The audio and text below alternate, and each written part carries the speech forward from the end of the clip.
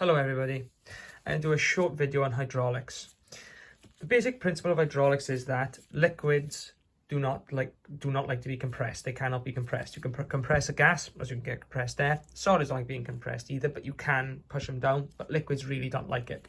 So using this principle, I'm going to explain it. So basically, for this example, I'm going to use two pistons, but there can be more. So you take two pistons. One has a larger area than the other. So this one has a smaller overall area than this one.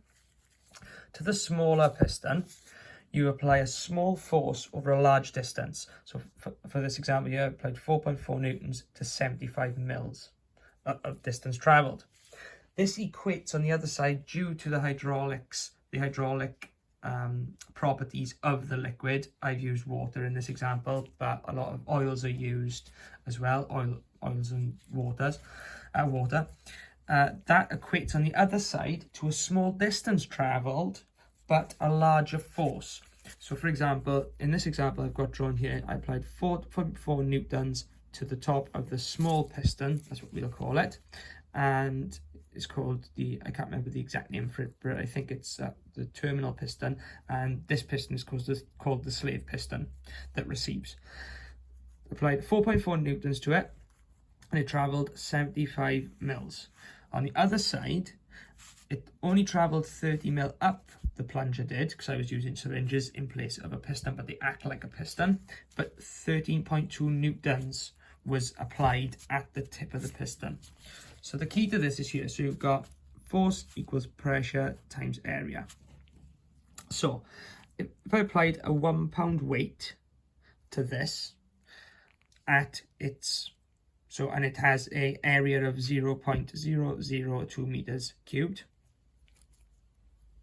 I then do the calculation here. So you just take that. So you have 4.4 newtons divided by the cubed of that, and you get 220,000 pascals.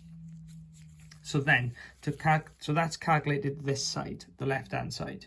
Then to find out the force applied the other side, we just look at what our thing is, and we just cover up. You can't always use triangles. They're not great to use, but in this case, you can use the mathematical triangles, or whatever they're called where you're from. Pressure times area. So we know the pressure we've got.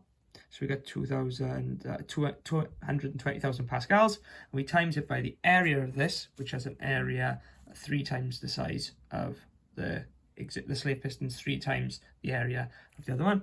So you have 0.06 squared times that, and you get 13.2 newtons applied the other side.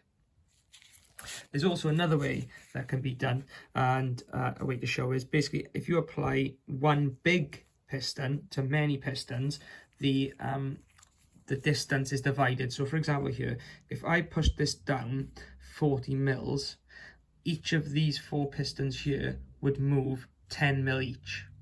The force would be spread evenly over the pistons. And I've got a small example over here. So over here I have 2 little baby pistons here. So they're set up there. Sorry, as everyone knows who watches my channel, I'm a bit of a bodge. I take this larger piston here, and as I apply pressure to this piston, it moves down, moving the other ones up. Boop. And the distance travelled for this plunger here would be divided equally on them 2 pistons there. And then if you just suck back, the fluid goes back into the main plunger because it's a closed system. So I'll quickly show this one. So there's the mark there of where it travels to, and this plunger travels to there.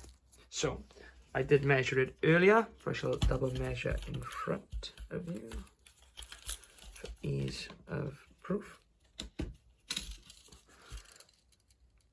So from there to the travel distance is 75 mils.